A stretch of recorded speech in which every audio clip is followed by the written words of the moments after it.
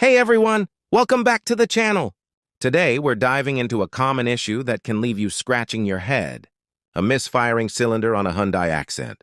We had a situation recently where a customer's car was running rough, specifically from cylinder number 4.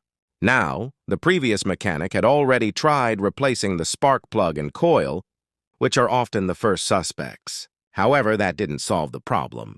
When this Accent arrived at our shop, our first step was to meticulously diagnose the root cause. We needed to get to the heart of what was a careful investigation.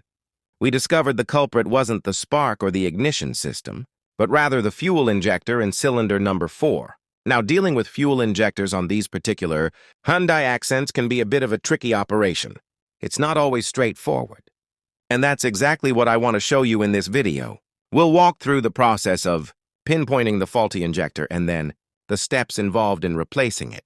A crucial part of this job involves removing the injector rails, and I have to be honest, this can be a challenging step. It requires a bit of finesse and the right approach to avoid any unnecessary complications.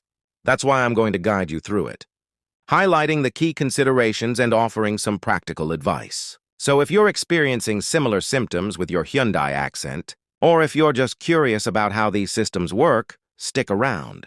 We're going to break down this diagnostic and repair process step by step. And remember, having the right tools, especially for removing those injector rails, is absolutely essential for a smooth and successful repair. I'm excited to share this with you and help you understand this common automotive puzzle. Thanks for watching.